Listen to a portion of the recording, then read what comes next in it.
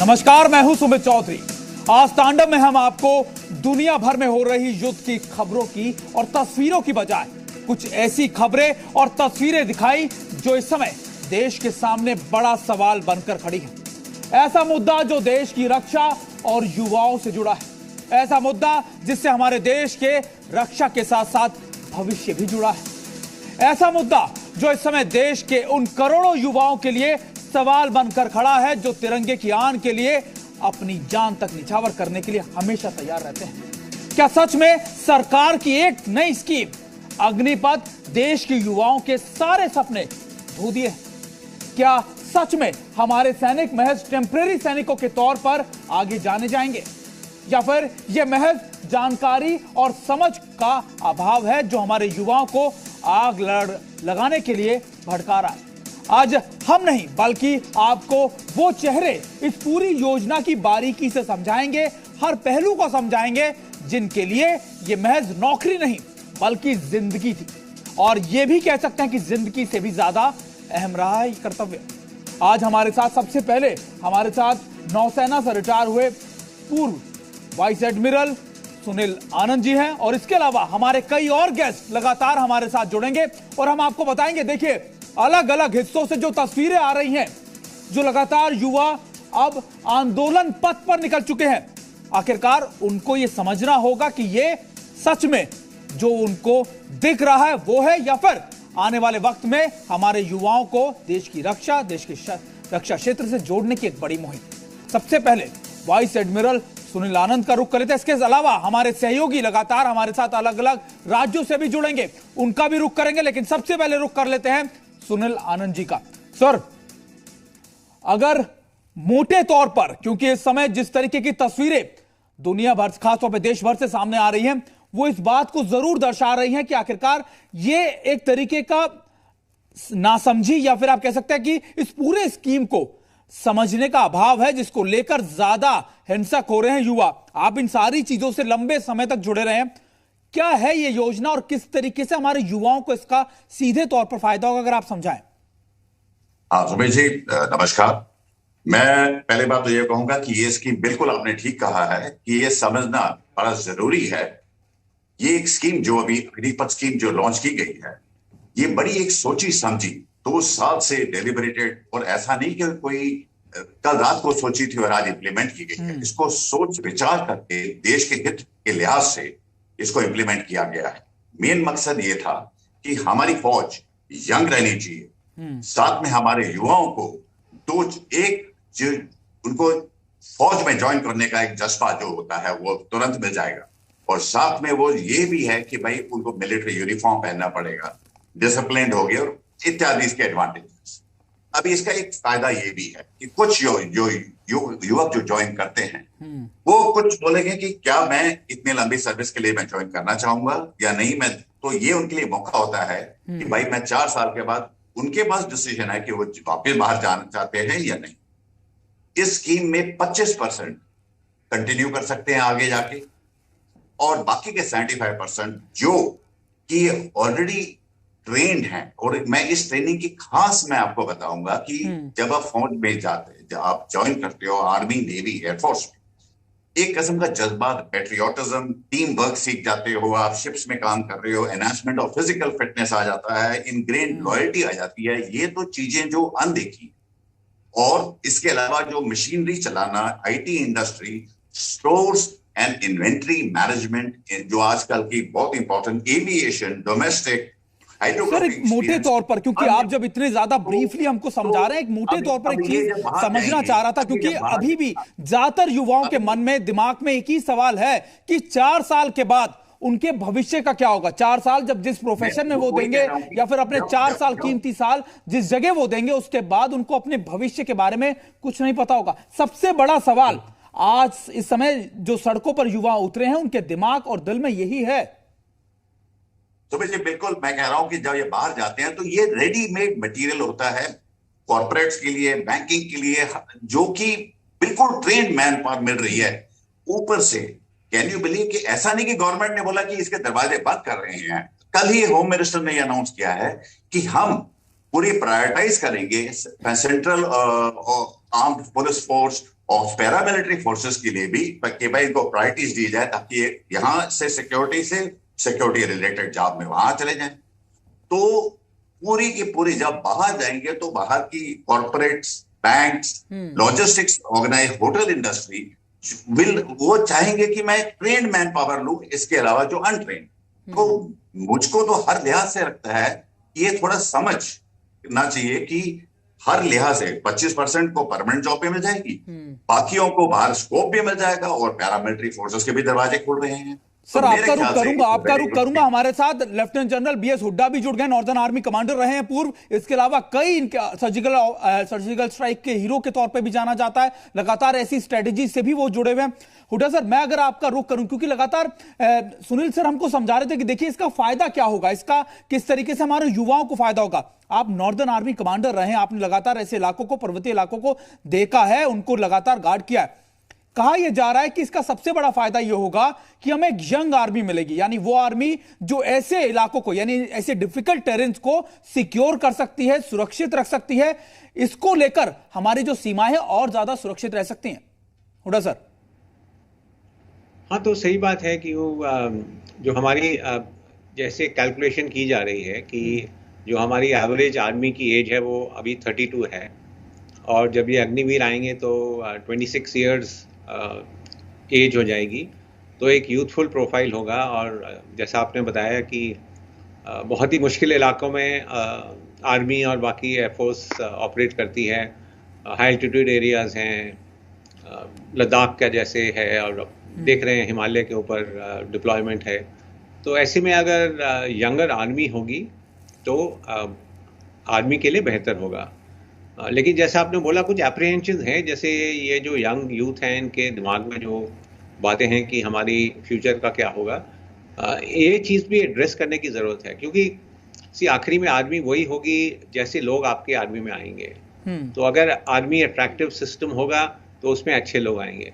तो ये जो यंग लोगों के दिमाग में जो ये कुछ आशंकाएं हैं, ये इनको दूर करने की बहुत ज़रूरत है। सर लेकिन एक सवाल, क्योंकि लगभग हर किसी के दिमाग में ये जाता है कि जब 4 साल के बाद आप इन पर इतना ट्रेनिंग के ऊपर इतना पैसा खर्च किया जाएगा, लगातार एक्सपर्ट्स बनाया जाएगा, लेकिन 4 साल के बाद ये एक सिविलियन के तौर पर अब आगे बढ़ेंगे, तो इससे ना सिर्फ हमारी फोर्सेस को नुकसान होगा बल्कि इनके अपने करियर को भी काफी ज्यादा नुकसान होगा। क्योंकि हर आम आदमी का या फिर हर युवा का एक सपना होता है कि वो आर्मी में इस इधर तक जाए, वो लगातार देश की सेवा इतने लंबे समय तक करे, लेकिन 4 साल में ही रिटायर कर दिया जाएगा। ये एक बड़ा असमंजस वाली स्थिति है युवाओं में।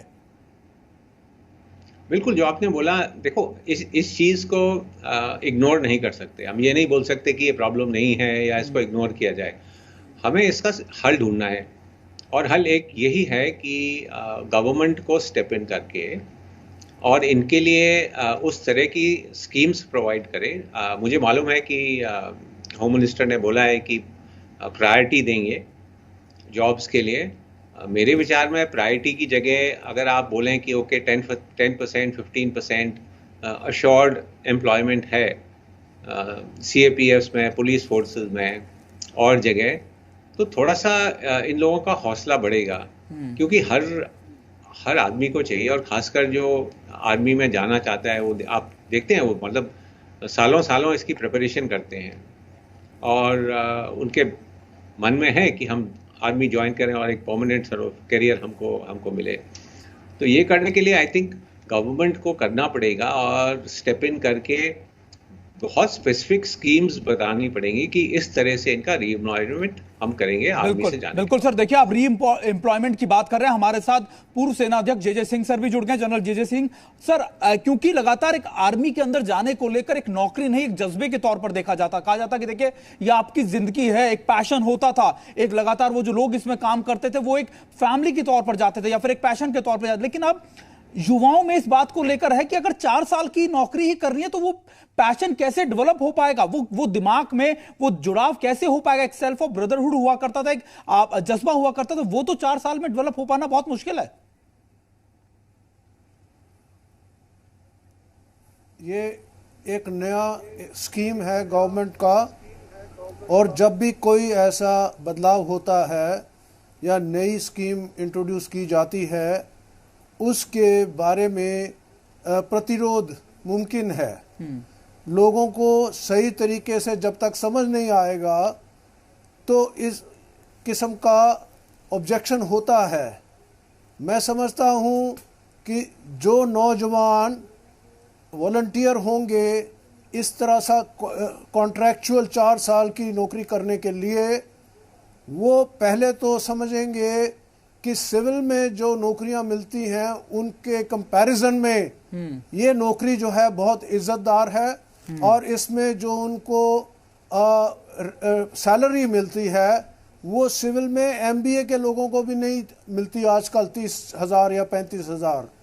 तो कहने का मतलब है कि इसमें जो सहूलियत हैं वो जब देखी जाए तो मैं समझता हूँ कि उनको ये स्कीम पसंद आएगी, क्योंकि हर नौकरी को पेंशन के लिहाज से नहीं देखना चाहिए। नौकरी जो है पहला कदम है, और 4 साल करके फौज में वो बाहर जब जाएंगे उनको हर किस्म की मदद गवर्नमेंट देगी। और ये भी नहीं है कि जो कहा गया है वो पत्थर पे लकीर है। गवर्नमेंट इसमें इम्प्रूवमेंट भी करेगी। गवर्नमेंट इसमें हमारे रक्षा मंत्री और हमारे army chief, air force chief, naval chief के सुझाव लेके इसमें इम्प्रूवमेंट भी कर सकती है और करेगी। तो इसलिए मैं समझता हूँ हमें इसको इस समय इसके खिलाफ बोलना ठीक नहीं है। बिल्कुल। और हमें देखना पड़ेगा, क्योंकि हर साल जो 40,000 आर्मी में और 3-3 हज़ार नेवी और एयरफोर्स में आएंगे, उनको 2-3 सालों में एक्सपीरियंस जैसे हमारा होगा, तो हम उसमें कुछ अगर चेंजेस करने हैं, परिवर्तन करने हैं, वो भी करने के लिए गवर्नमेंट तैयार होगी। बिल्कुल बिल्कुल सर, आप बिल्कुल ठीक कह रहे थे कि टाइम बीइंग इसके साथ कई चीजों का बदलाव भी किया जाएगा। और लगातार हमारे साथ हमारे सहयोगी सर, लगातार हमारे सहयोगी जो है अलग अलग जगहों से, अलग अलग राज्यों से जुड़ रहे, पटना का रुख कर लेते हैं। सबसे ज्यादा तस्वीरें पटना से ही आए, हमारे सहयोगी लगातार पटना से हमारे साथ जुड़ गए। इस समय किस तरीके का माहौल है वहां पर? क्या प्रशासन की तरफ से छात्रों से बात की जा रही है, समझाया जा रहा है? देखिए, राजधानी पटना बिल्कुल पूरी तरीके से शांत है, लेकिन जो अन्य जो जिले हैं, नवादा है, गया है, मुजफ्फरपुर है, बेगूसराय, यहाँ से जो प्रोटेस्ट की जो तस्वीरें आई हैं वो कहीं न कहीं प्रशासन को चिंता में डाल रही हैं। लिहाजा देखिए क्या है कि इसमें एक जो राज्य सरकार है या फिर जिला प्रशासन है उसके हाथ बंधे हैं, क्योंकि जो भी इस बहाली को लेकर जो नाराजगी है उस नाराजगी को दूर केवल केंद्र सरकार कर सकती है। राज्य सरकार के हाथ में ऐसा कुछ रह नहीं जाता है। लिहाजा जो नवादा से जो तस्वीर आई है वहां पे जो भाजपा का जो ऑफिस है, चलिए पटना के बाद अब पलवल का भी रुख कर लेते हैं। पलवल से भी कुछ ऐसी तस्वीरें हमारे साथ आई थी, हमारे सहयोगी पलवल से भी हमारे साथ जुड़ गए। देवेंद्र, लगातार पलवल में किस तरीके की तस्वीरें, किस तरीके की सिचुएशन इस समय पलवल में है? देखिए बिल्कुल पलवल में जिस तरह की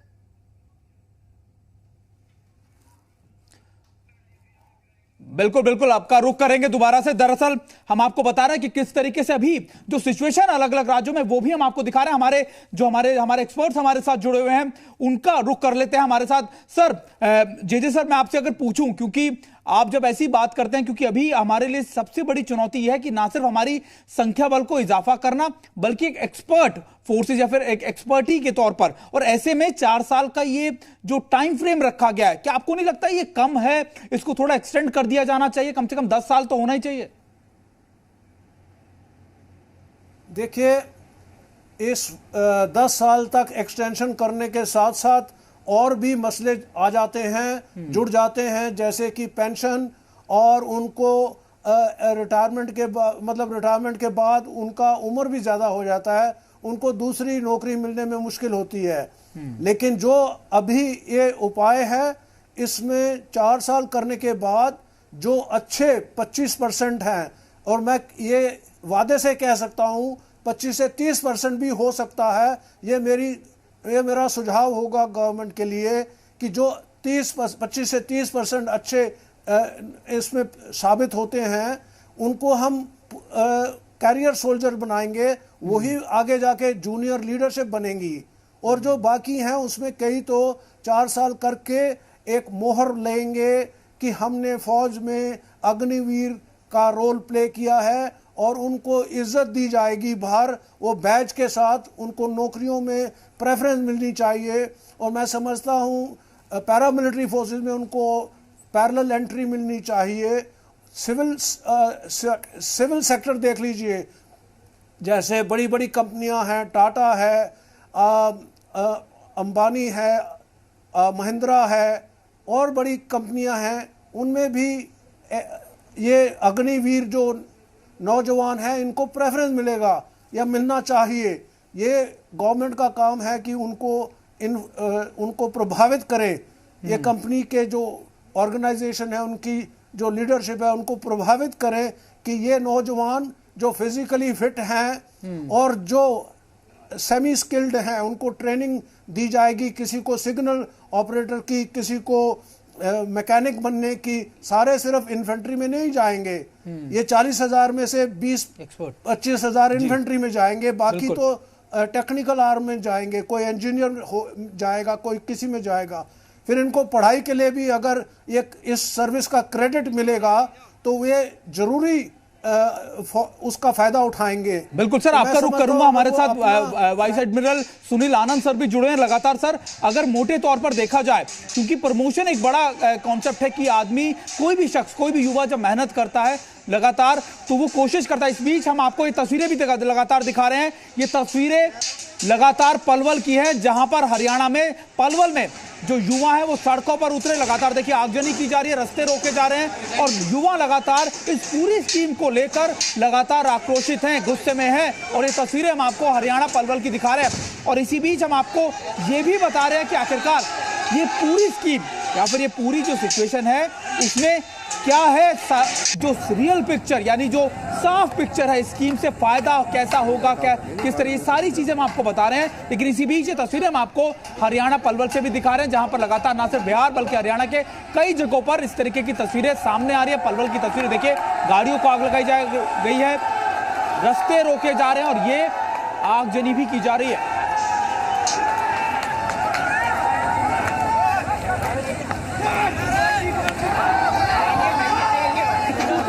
भाई ये सब नहीं। ओए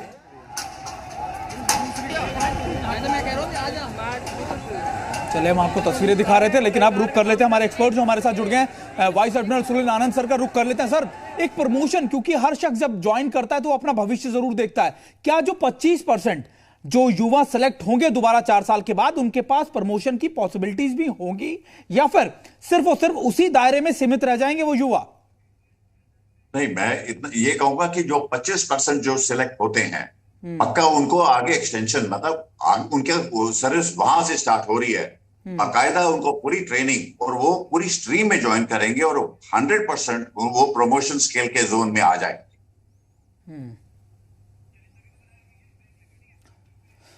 चलिए, हमारे सारे एक्सपर्ट और हमारे सहयोगी लगातार हमें इस पूरी खबर पर, इस पूरे मुद्दे के ऊपर एक स्पष्ट, एक क्लियर पिक्चर दे रहे हैं। इसी बीच हम एक ब्रेक ले लेते हैं, लेकिन हम दोबारा रुख करेंगे हमारे सभी सहयोगियों का भी और एक्सपर्ट्स का भी।